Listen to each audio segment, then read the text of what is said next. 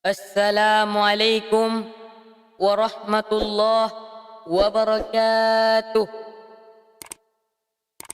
Alhamdulillahilladzi an'ama alaina bi ni'matil imani wal islam. Ashhadu an la ilaha illallah wahdahu la syarika lah, syahadatan mubarra'atan, wa ashhadu anna Muhammadan abduhu wa rasuluh, sayyidus sadati wal hadi ila turukil khairan. Amma ba'd. Puji syukur, marilah sama-sama kita panjatkan kehadirat Allah Subhanahu wa taala yang telah melimpahkan rahmat dan karunia-Nya kepada kita bersama, sehingga kita dapat melangkahkan kaki dan mengayunkan tangan kita untuk menuju ke rumah Allah yang sama-sama kita cintai ini. Betapa banyak orang yang ingin datang ke masjid pada hari ini, tapi ia tidak dapat hadir karena sakit yang diderita. Menetes air matanya mendengar suara lantunan azan, tapi apa mau dikata, penyesalan tak lagi bermakna. Di luar sana ada juga orang yang sehat walafiat, tapi juga tidak datang menyambut seruan panggilan Allah.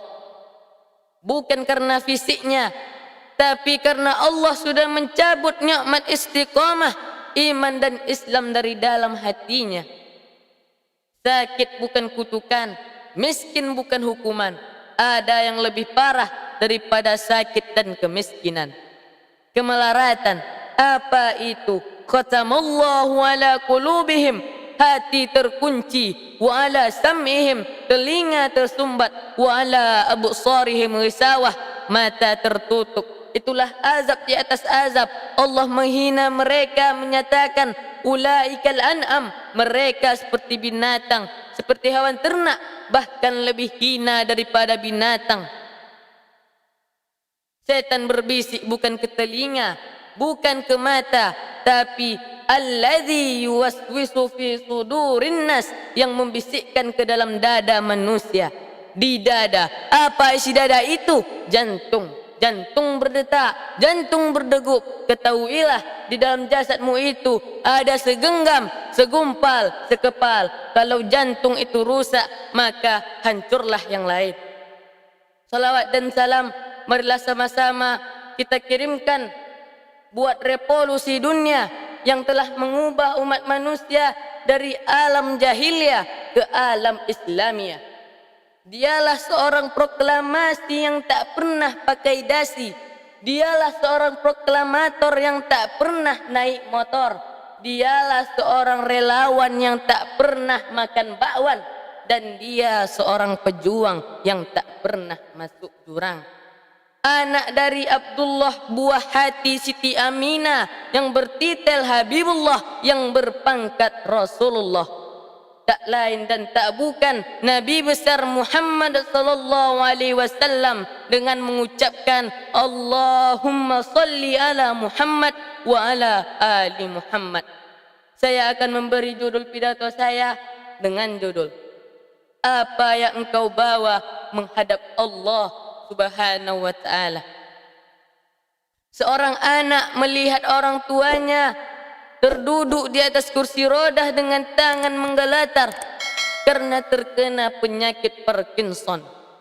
Air liurnya meleleh karena tak bisa menelan.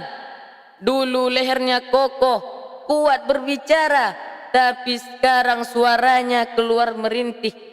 Karena usia yang sudah lanjut, maka si anak pun sadar, ayahku yang dulunya jenderal bintang 4, hari ini sudah lagi tak berdaya. Dulu kalau dia berjalan tegap, langkahnya kokoh. Kalau ia bersuara keras, anak buahnya takut, menggeletar mereka menghadapnya. Tapi sekarang ia hanyalah seorang tua yang terduduk di atas kursi roda dengan tangan menggeletar, dengan air liur meleleh. Dia hanyalah seonggok daging yang akan membusuk. Kalau roh sudah keluar dari jasadnya, maka ia hanyalah akan menjadi santapan cacing-cacing tanah. foto-foto kenangannya di masa muda. Tersenyum ia memperhatikannya, tapi matanya pun tak lagi terang melihat masa lalu itu. Semua tinggal kenangan. Dulu pasangan hidupnya istrinya, sekarang hanyalah tinggal memori masa lama. Lalu apa yang akan dia bawa menghadap Allah?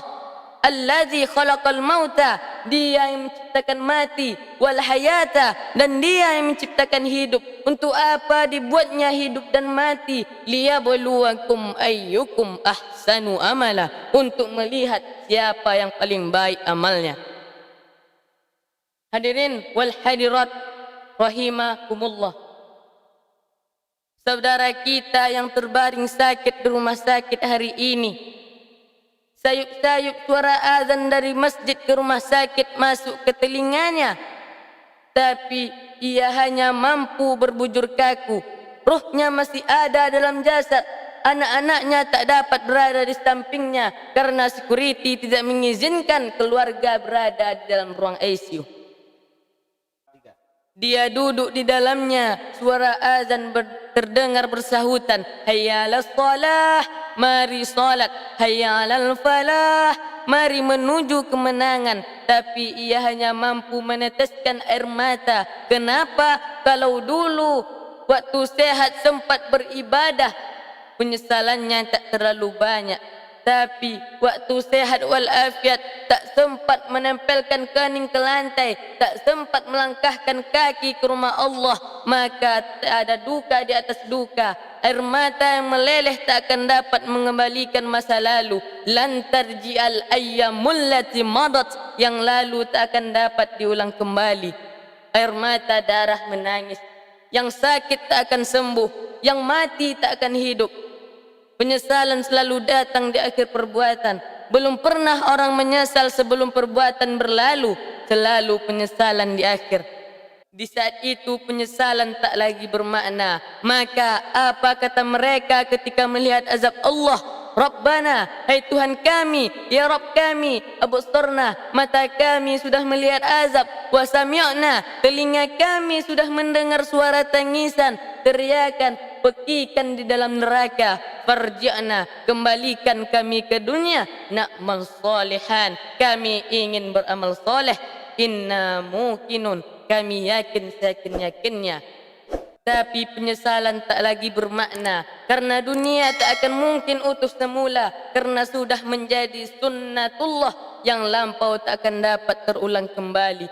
Idza as-samaa'un fatarat, langit terbelah, wa idzal kawakibun tasarat, planet-planet bertabrakan, wa idzal biharu fujirat, lautan diledakkan, diletukkan, wa idzal quburu bu'sirat, semua yang dikubur dibangkitkan, alimat nafsum ma qaddamat wa akharat.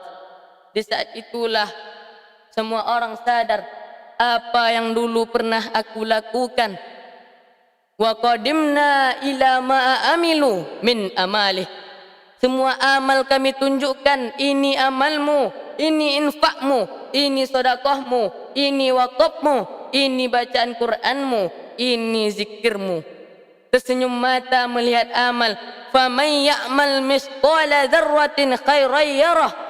Tapi jangan lupa, apakah dosa-dosa itu dilupakan begitu saja?